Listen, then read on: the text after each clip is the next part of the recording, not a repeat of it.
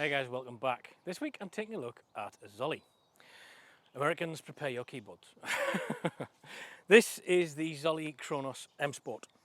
I think Zoli have taken pretty much square aim at Caesar Guerini, in particular the Invictus and Summit Ascents that have proven very, very popular and very successful for Caesar Guerini and have basically turned out something very similar.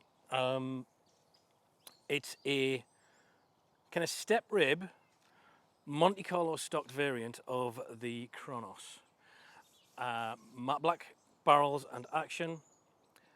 Let's do the oily bits. This is a 29.5 inch gun, also available as a 32, 18.5 board, 3 inch chamber, superior steel proofed, available with multi flush chokes. Also as an aftermarket you can buy extended.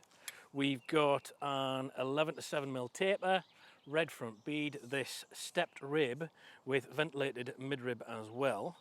Beaver tail forend. The beaver tail is a nice bit of wood actually. Wood's quite well finished. Wood to metal fit generally, and metal to metal fit on this gun is excellent.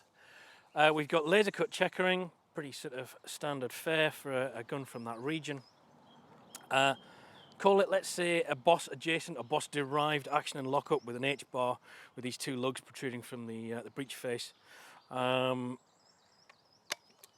Yeah, lockup is nice and positive, sounds nice. You know, you just get a kind of feel for a gun when it's well finished, and when you close it, it sounds like, yeah, it's got that.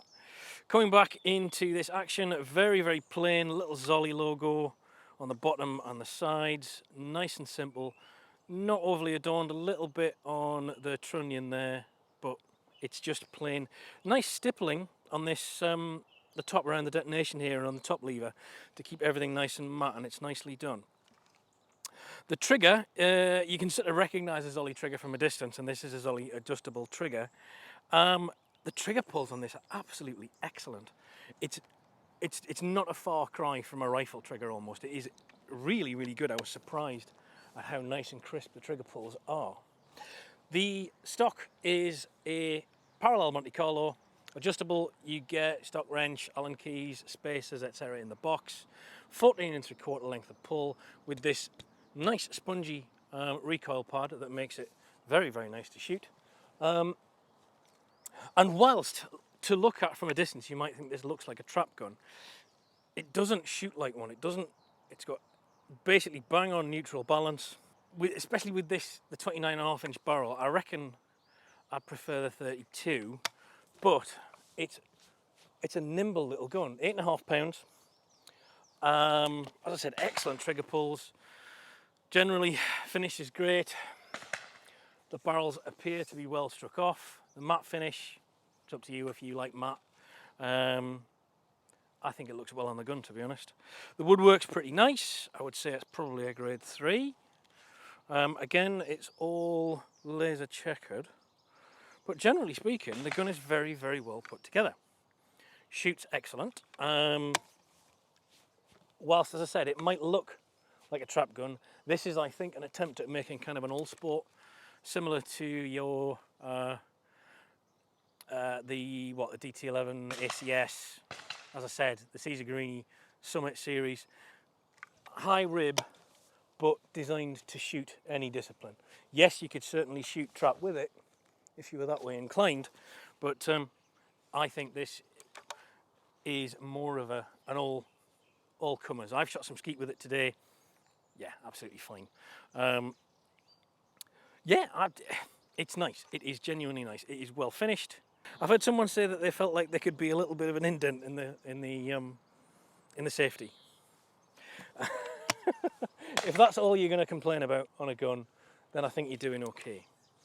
The one thing I think is potentially going to be a problem is the price.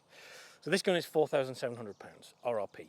Now, whilst I don't doubt that this is £4,700 worth of gun, I wonder how they're going to perform against Caesar Guerini in the marketplace. Remember, Zoli are a bit of an underdog here in the UK. This isn't America. They need to compete with CG, and for the similar money you could be looking at an Invictus, and that's a big ask to go away from an Invictus into something like this. sum it into this, I would honestly, genuinely say this is probably a better gun. There's no probably about it, but it is a more expensive gun. I'm not sure. I think time will tell. This is a really, really solid performer. I've actually had a few people out with me today while I've been testing it, and everybody's enjoyed shooting it. It's just a bit more salty than I was hoping for. Like, as I said, I don't feel like you're getting shortchanged. I just think the market conditions being what they are, it's an interesting time, and I'll be very, very interested to see how this gun performs. As I said, shooting impressions, it's been absolutely great. It balances absolutely bang on dead neutral, 8.5 pounds. It's in that sweet spot, in my opinion, for a clay gun, where, you know, it's good at just about everything. It's not too flighty for long birds where you need to draw a very, very steady line with, but equally it's also quick enough that you can whip through stuff, that you can drive the gun. Yeah. Nicely presented in a blue plastic ABS case. You get chokes, you get wrench, you get some springs and spare pins, weirdly. Nice little socks, etc. It's well hung together as a package. I'd love to see how well these perform over the next 12 months. Apparently they're only in limited numbers, but I'd be interested to see how well they do.